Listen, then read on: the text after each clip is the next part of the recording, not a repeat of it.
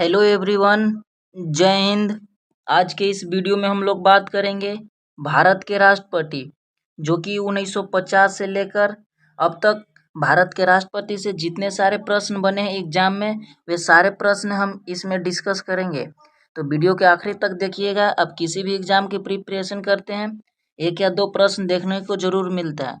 इसमें 25 most MCQ question है। तो चलिए वीडियो को स्टार्ट करते हैं। साथियों, चैनल पे आप लोग नए आए हैं तो प्लीज़ चैनल को सब्सक्राइब कर दीजिएगा और आखिरी तक देखिए, सारे ही क्वेश्चन आपको जरूर समझ में आएंगे।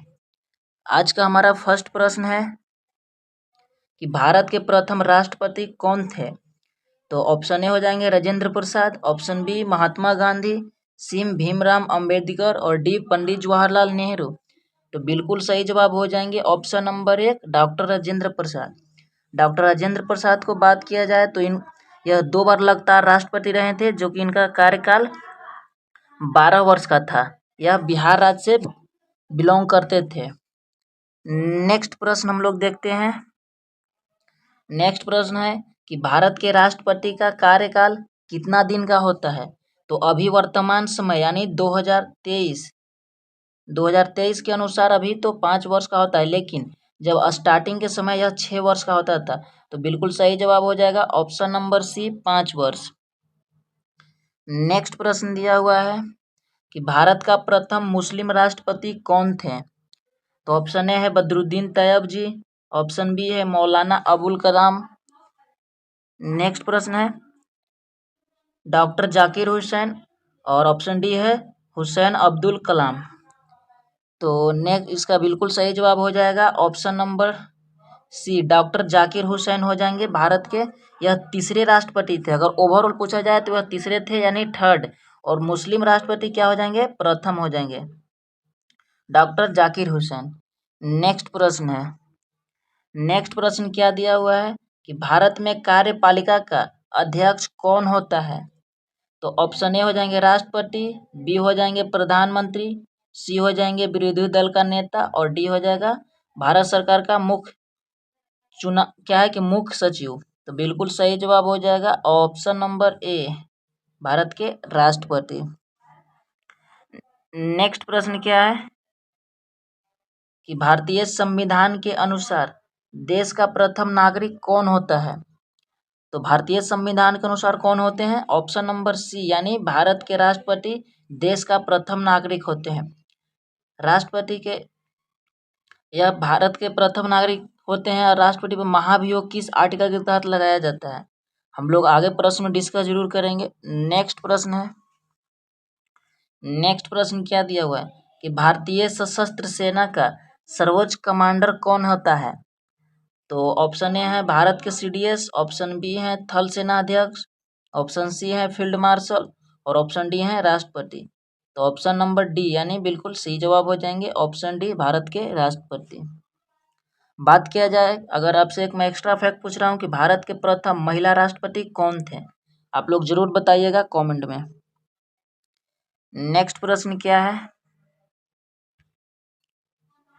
नेक्स्ट प्रश्न है कि भारत के राष्ट्रपति निर्वाचित होने के पात्र बनने के लिए किस व्यक्ति की आयु पूर्ण होनी चाहिए। यानी जब भी कोई व्यक्ति भारत के राष्ट्रपति बनने के लिए वह उसके लिए नॉमिनल होगा तो उनका आयु कितना वर्ष मिनिमम होना चाहिए। तो ऑप्शन नंबर डी यानी 35 वर्ष के वो होना चाहिए। नेक्स्ट प्रश्न है, नेक्स्ट प्रश्न क्या दिया हुआ है कि राष्ट्रपति पद के चुनाव संबंधी विवाद को किस निर्देशित किया जाता है। तो जब भी राष्ट्रपति के चुनाव के समय किसी प्रकार का विवाद होता है तो उस विवाद को कौन सुलझाता है, तो कौन उसका सही ठहरेगा। तो ऑप्शन नंबर सी उच्चतम न्यायालय के न्यायाधीश उस विवाद को खत्म करता है। नेक्स्ट प्रश्न दिए हुए हैं, नेक्स्ट प्रश्न क्या दिया हुआ है, राष्ट्रपति के चुनाव के लिए प्रस्तावक एवं अनुमोदक की कम से कम कितनी संख्या होनी चाहिए। तो कितनी कितनी होनी चाहिए, तो ऑप्शन डी हो जाएंगे 50 प्रस्तावक और 50 अनुमोदक होनी चाहिए। बिल्कुल सही जवाब है ऑप्शन नंबर डी। साथियों, अगर आपको वीडियो अच्छी लग रही है तो एक लाइक जरूर करें। नेक्स्ट प्रश्न दिया हुआ है, राष्ट्रपति पद का चुनाव संचालित किया जाता है? तो किसके द्वारा संचालित किया जाता है? तो 10 का बिल्कुल सही जवाब हो जाएगा ऑप्शन नंबर बी, निर्वाचन आयोग के द्वारा संचालित किया जाता है। नेक्स्ट प्रश्न क्या दिया हुआ है कि राष्ट्रपति चुनाव संबंधी मामले किसके पास भेजे जाते हैं? तो किसके पास भेजा जाता है चुनाव संबंधी मामला? अगर किसी प्रकार की कुछ भी चुनाव में प्रॉब्लम होती है राष्ट्रपति के चुनाव में, तो वह मामला किसके अधीन जाता है? उस मामला को कौन सुलटाता है? तो 11 का बिल्कुल सही जवाब हो जाएगा ऑप्शन नंबर 1, उच्चतम न्यायालय के पास वह जाता है। नेक्स्ट प्रश्न क्या दिया हुआ है? नेक्स्ट प्रश्न दिया हुआ है कि किस अनुच्छेद के तहत राष्ट्रपति अपने पद ग्रहण की तिथि से 5 वर्ष अवधि तक अपने पद पर बना रह सकते हैं? तो किस आर्टिकल में यह चर्चा किया गया है कि राष्ट्रपति जब निर्वाचित होंगे उससे ठीक 5 वर्ष तक वह भारत के राष्ट्रपति रहेंगे? तो ऑप्शन नंबर बी यानी आर्टिकल 56 के तहत राष्ट्रपति के कार्यकाल की चर्चा है। इसे हम लोग कार्यकाल भी कहते हैं। कार्यकाल बिल्कुल सही ऑप्शन नंबर बी। नेक्स्ट प्रश्न क्या है? नेक्स्ट प्रश्न दिया हुआ है कि राष्ट्रपति का महाभियोग किस अनुच्छेद के तहत लगाई जाती है? यानी राष्ट्रपति पर महाभियोग किस अनुच्छेद के तहत लगाई जाती है? तो 13 का बिल्कुल सही जवाब हो जाएगा ऑप्शन नंबर सी यानी 61 के तहत राष्ट्रपति पर क्या लगाया जाता है? महाभियोग। और आर्टिकल 71 के तहत राष्ट्रपति को क्षमादान की शक्ति प्राप्त होती है। नेक्स्ट प्रश्न क्या दिया हुआ है कि भारत के राष्ट्रपति को उसके पद से हटाया जा सकता है? तो मान लीजिए किसी प्रकार का राष्ट्रपति हैं जो कि अगर भ्रष्टाचार में पकड़े जाते हैं, किसी प्रकार के दुष्ट कर्म में पकड़े जाते हैं, तो उनको महाभियोग के द्वारा हटाया जाता है। तो उस हटाने की प्रक्रिया क्या कहा जाता है? तो महाभियोग कहा जाता है। तो महाभियोग कौन कौन इसमें भाग ले सकते हैं? तो यह लगाया जाता है ऑप्शन नंबर बी, लोकसभा के द्वारा महाभियोग लगाया जाता है। 14 के लोकसभा नहीं होगा, ऑप्शन नंबर डी हो जाएंगे, संसद के द्वारा लगाया जाता है जिसमें लोकसभा राज्यसभा दोनों होते हैं। नेक्स्ट प्रश्न क्या है कि राष्ट्रपति पर महाभियोग की प्रक्रिया किस देश के संविधान से ली गई है? तो अमेरिका, कनाडा, ऑस्ट्रेलिया, जापान। तो इन चारों ऑप्शन में से कौन हो जाएंगे? तो अमेरिका के संविधान संशोधन से लिया गया है राष्ट्रपति पर महाभियोग। नेक्स्ट प्रश्न क्या है? बड़े अच्छा प्रश्न है, कई बार एग्जाम में बने हैं, तो चलिए इसको हम लोग बढ़िया से देखते हैं। क्या प्रश्न है कि राष्ट्रपति को महाभियोग आप एक संकल्प के रूप में संसद के किसी भी सदन में लाया जा सकता है। यह कम से कम कितने दिन को लिखित सूचना के बाद प्रस्तुत किया जाना चाहिए? तो ऑप्शन नंबर बी हो जाएंगे, यानी अगर राष्ट्रपति पर महाभियोग लगाना है तो उनसे पहले 14 दिन पहले ही राष्ट्रपति को सूचना दे देनी है कि आप पे महाभियोग लगाया जाएगा। अगर ऐसा नहीं करते हैं तो यह पारित नहीं होगा, यह मान्य नहीं होगा। तो ऑप्शन नंबर बी हो जाएंगे बिल्कुल सही जवाब।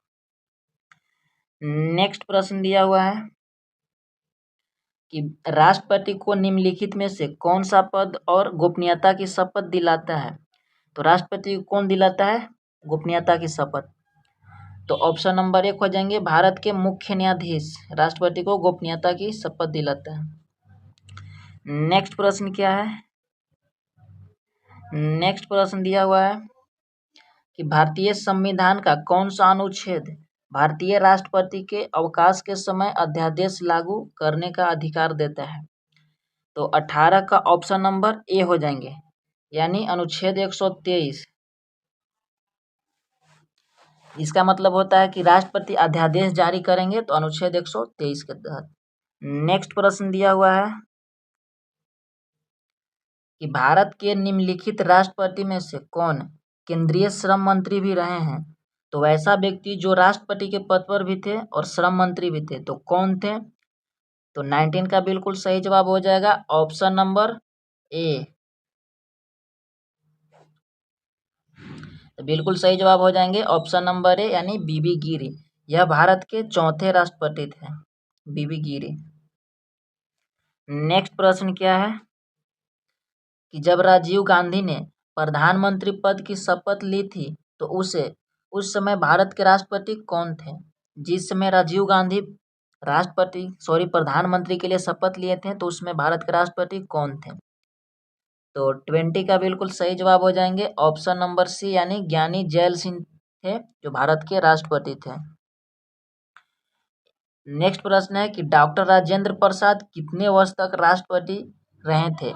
यानी यह 2 बार लगातार रहे थे, तो कितने वर्ष? यानी 12 वर्ष तक। 6 गुने 2 12 वर्ष।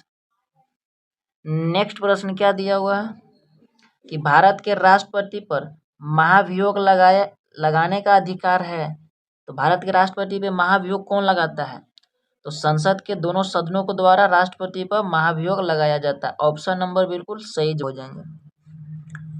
नेक्स्ट प्रश्न दिए हुए हैं कि भारत के प्रथम महिला राष्ट्रपति कौन थे? तो 23 के ऑप्शन नंबर 1 हो जाएंगे प्रतिभा देवी सिंह पाटिल।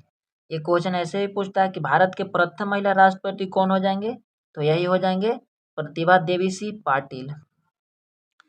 नेक्स्ट प्रश्न हम लोग देखते हैं कि भारत के राष्ट्रपति का प्रति माह वेतन कितना होता है? तो ऑप्शन नंबर 1 हो जाएंगे 5 लाख रुपए प्रति माह इनका वेतन मिलता है।